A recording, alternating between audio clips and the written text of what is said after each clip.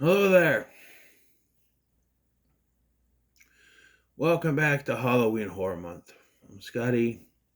You're not. And today, unfortunately, we're going to talk about the woman in the yard.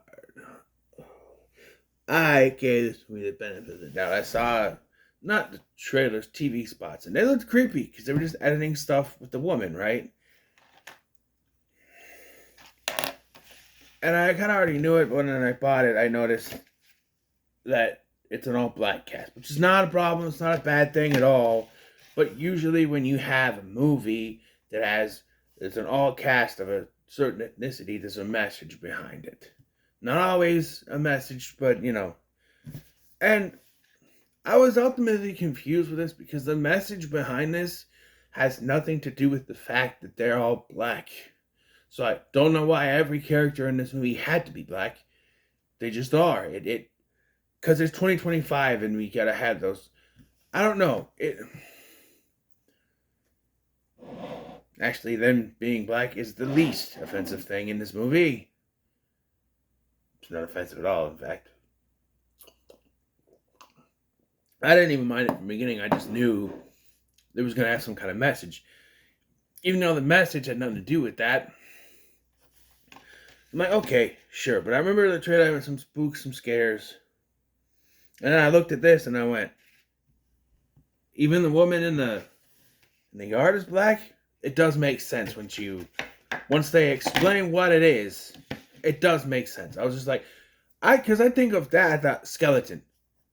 Skeletons are all white. They're not, or yeah, all skeletons are white on the inside. So I was very confused. But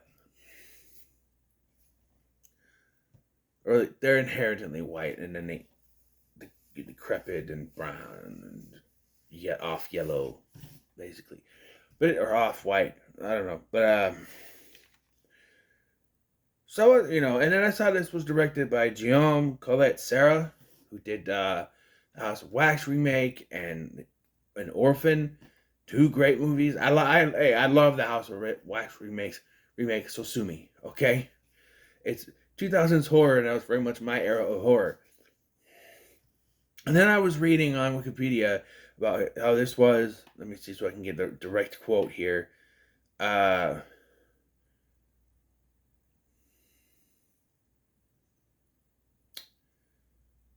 it appeared in by okay. The screenplay was first written in 2020 by first time screenwriter Sam Stefanik as the man in the yard. It went on to appear in that year's edition of the annual Blacklist of most liked unproduced screenplay. Blacklist is an annual survey of the most liked motion picture screenplays not yet produced. It has been published every year since 2005, which was the year that House of Wax came out, so there's an ironic thing there. On second Friday of every December by Frank Leonard, the film executive. Okay, so it's on the blacklist, which has nothing to do with the fact that it's a black cast. That's why I was looking it up. Uh, it was called The Man in the Yard. Now that I know that, I didn't see that part. Uh, so it was announced in February of last year, 2024, that the film was being put in development, and with Blumhouse and Universal Pictures producing, Guillaume Collet-Serra was brought in to direct it, and they started casting. But he was hired to direct the script, and of course, it went through revisions and plot changes. So it was changed from a man to a woman, and I'm presuming all of the message aspects were also added. I have a feeling it was more of a straightforward ghost story, and they went, nah, let's add to this. Which I don't understand how someone can say, oh, it's a most liked script. This is a great script. Let's change a bunch of shit. Just produce that script. And I know you can't always do that because not everything is always going to work. But I hate it when you have someone bring the script. Oh, it's a fantastic script. This is a great script. The script is amazing. Let's just change a couple things, you know? And that's what this felt like. And as soon as the movie started, As soon as the movie started, I went, fuck. I knew it was a message movie, but I didn't know it was going to be this over. Because it's like, it starts with the husband and wife. They're talking. I'm okay. They're having a nice dinner. That's cool. And then we slowly pans out to reveal that it's actually mom, the wife, is watching this on her phone. And I went, he's dead, isn't he? He died. Okay. And then she gets out of the bed and she has like a broken leg or something. She has a boot on her foot. And I went, some kind of car accident, I'm assuming. Let me guess, she caused it? That's supposed to be a twist, and I figured it out less than 5 minutes into the damn movie. The twist, right?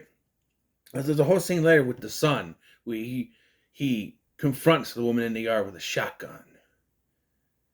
And, like,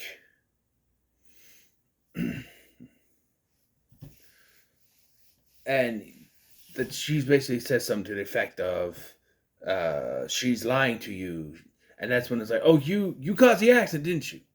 You said it was rain and it was bad weather, but you did it. Yeah. And I'm like, I just watched Drop. And that had a trauma message. But that trauma message worked well with the plot. This is, from frame one of this movie, it is beating you over the head with trauma. You might as well have Keenan Ivory Wayans pop in every 5 seconds to go, message! Because that's basically what it is. Right?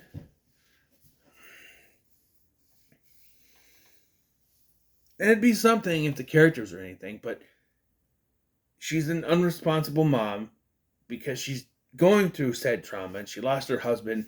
She hasn't paid the bills, so there's no electricity. She hasn't paid for dog food, so there's no dog food. We're having breakfast. We're having eggs and Doritos, which I would love to have. I want to know cooking eggs and there's no, unless it's a gas stove, I guess, I don't know. But yeah, and then the woman shows up and it's creepy. But I was like, so what is, there's got to be some point to this woman in the yard. There's got to be some kind of point. It can't just be a ghost, especially the way it is. Because my thought from the trailer was, oh, it's this family that moved into a new house, which, again, was probably in the original script, is that it's a family moving to a new house and there's a spirit attached to it. I mean, this is written in 2020, but I'm just saying, there's no way all this message stuff was in the original script. It had to have been added afterwards. Because it's a 2020 script that took 4 years to get made into a movie and 5 years for it to be an actual movie. This was announced in 2024, so I think I'm done with this. I will admit, though, there is some real, like, the way that Colette Sarah does this. Colette Sarah. There's some striking visuals. There's some good visuals. Especially once the woman in the yard gets in the house. Sure. But the first part of this. The teenage son, insufferable. I'm not for hitting kids, but I wanted to punch that little fucker in the face. I understand where he's coming from. But they had to have him do his lines as if he's a little fucking brat. Right? Like, there's a line that made me want to throw him out the window where he's like, when she shows up, oh, hey, we got help. Oh, wait, no, we can't. I'm like, because she was watching that video all night, her phone died, and there's no electricity, nothing. Yeah. I get it. The fucking prick. And she's clearly in her own head.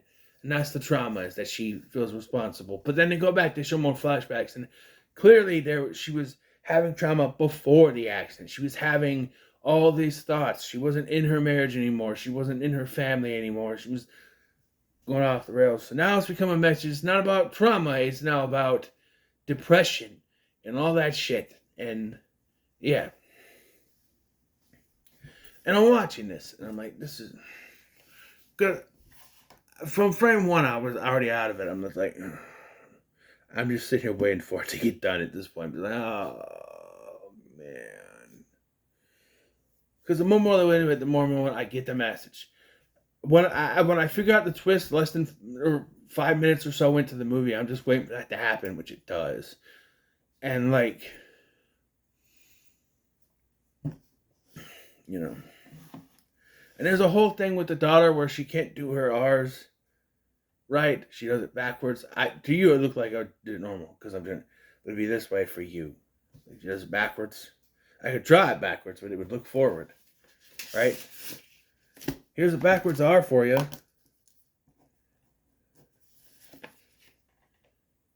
Yeah, that's forward. So if I did it forward, now it's backwards, right?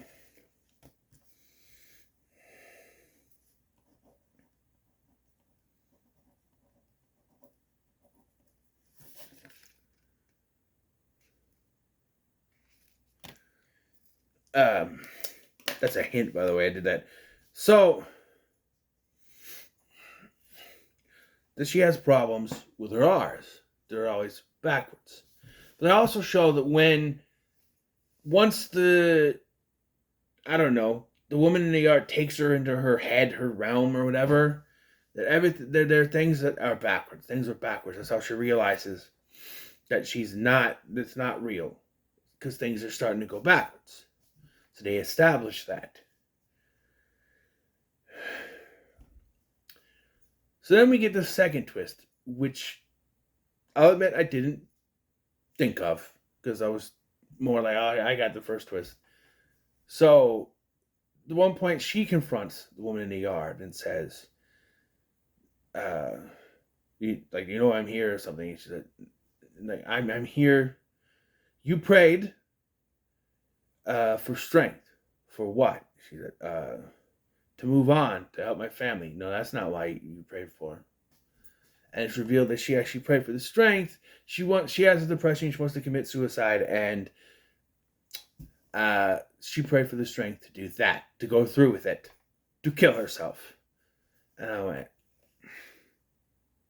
what? Huh?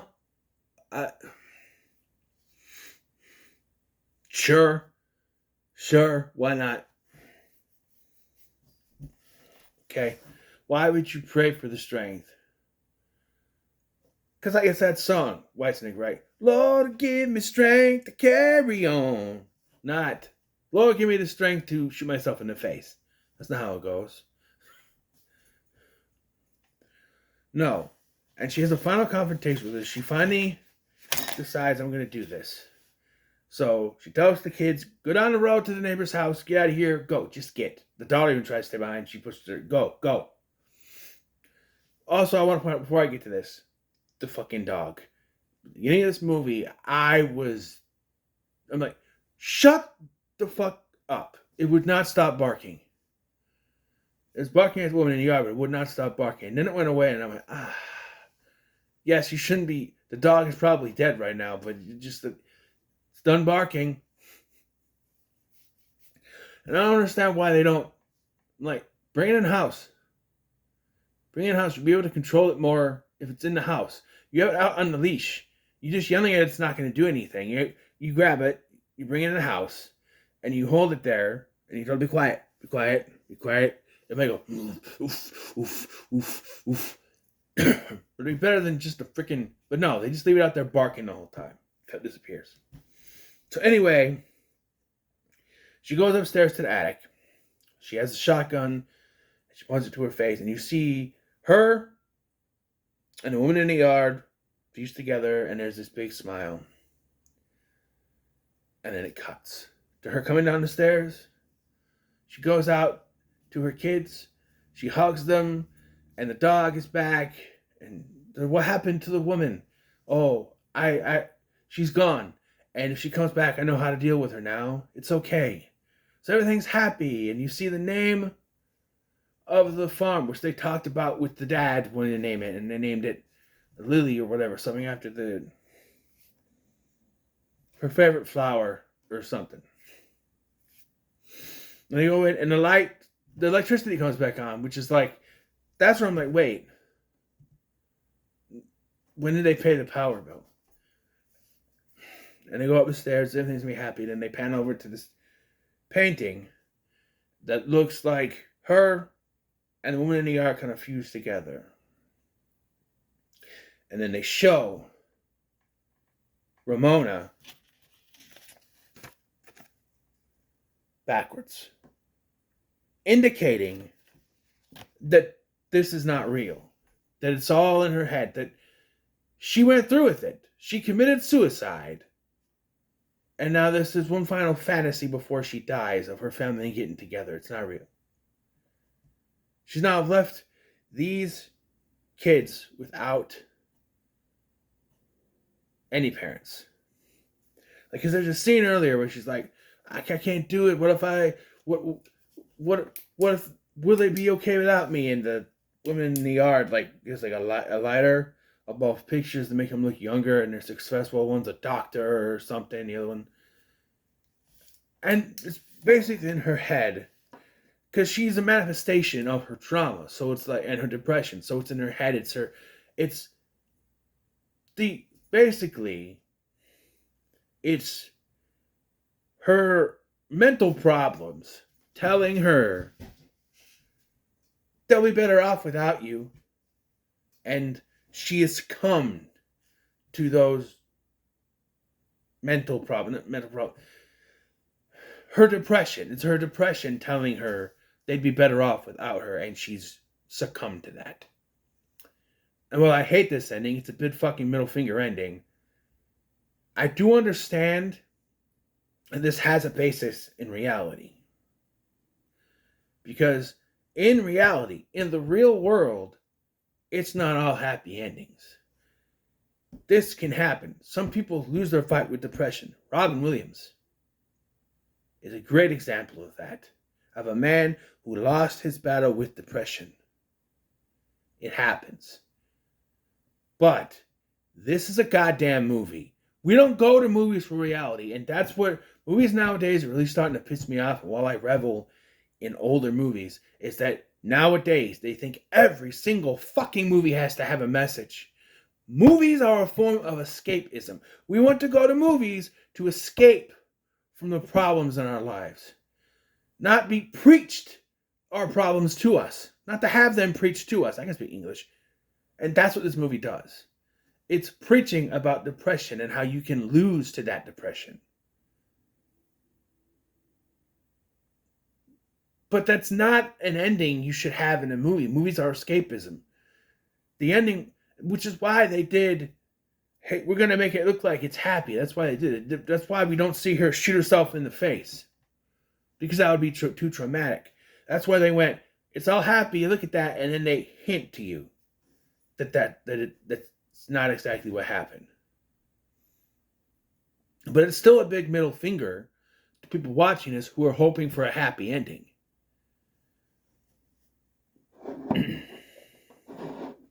Because it's not.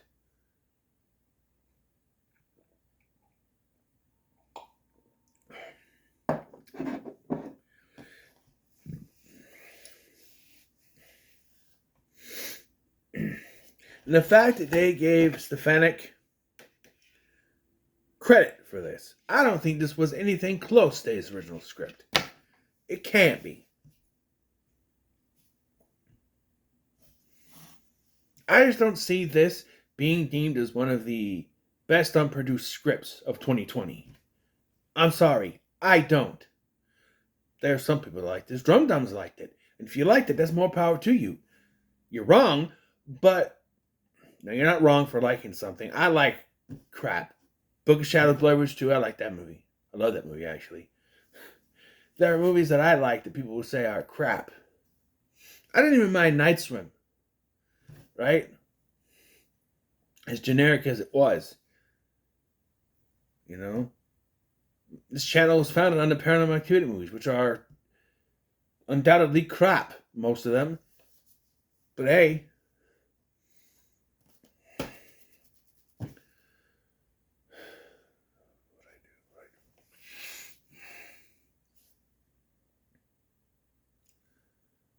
The cast are giving their all. And again, it has nothing to do with their race. They didn't even need to be black. I don't even get it. You know, I don't understand. I thought it was going to be more race related, like this woman in the yard is like a descendant of slaves or something. But no, I don't understand why this cast had to be black, because it doesn't play to anything. These could have been any race. They could have been all different races. It would have been weird for the kids being different races from the parents, but they could have been white. They could have been Chinese. They could have been Irish, German, French, for all I cared. It doesn't matter. That does not add to it. And I don't know. I just don't see why they had to be. But that's what it felt like. They took the script that Stefanik made back in 2020 and said, let's just tweak it. Let's add a message to it. Hey, what if all the cast was black? But that doesn't have to do with anything. Who cares? Let's just do it anyway. They turned what... I want to read the original script. The original unedited script that he had. Because I guarantee you it was not this message movie shit. Okay? I haven't done this in a while.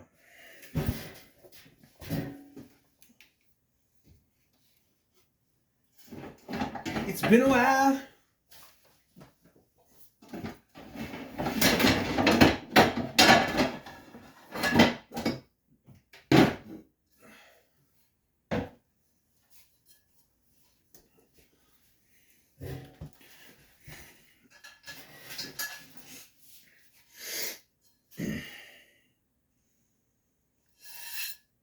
Hello, darkness, my old friend. Maybe that's a little... haven't used this one in a while. I know it's been a while. The dust. I don't use it.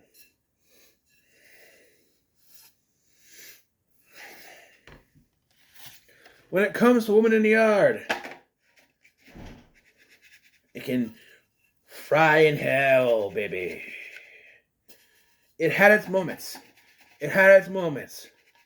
But, like, the best part is the creepy imagery. Yeah. If you like this movie, more power to you. But no. With the ending that they gave you, and again, they try to soften it. They try to soften it with the, oh, look, they're happy now. But when the power went on, that's when I was like, okay, something's up. Because why would the power come back on? They're not. They didn't pay the bill. So how? And then there's that backwards Ramona. And I just went. And even with this ending, there have been issues because people will swear that I went to see it and only the art was backwards. So maybe you're wrong. Maybe people are wrong about the ending. Maybe it's actually happy. And okay. But like, apparently people are just seeing it. Like, this is the backwards, right? Seeing it. I can get maybe the M and the A and the O. And only R is backwards. But look at it. The R is on the wrong side. So how would you be confused that... I don't know. Yeah, this movie... No. I should do... After this. After I get done. Because I got a few more... I got... The Wolfman is a Blumhouse movie, right? Yeah. The Wolfman... And then, is Nosferatu, or is that just Focus Pictures? No, that's not Blumhouse. But like, yeah, I got Blumhouse. Do I have any on my list? Let's look. The Unicorn's not, is A24.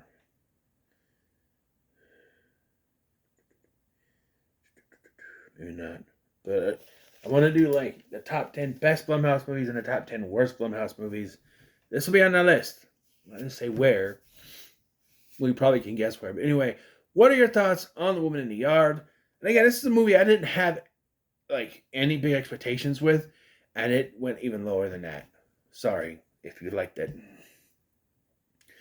What are your thoughts on The Woman in the Yard? Make sure to like, share, subscribe. Thank you for watching. I've been Scotty, and I'll see you in the next one.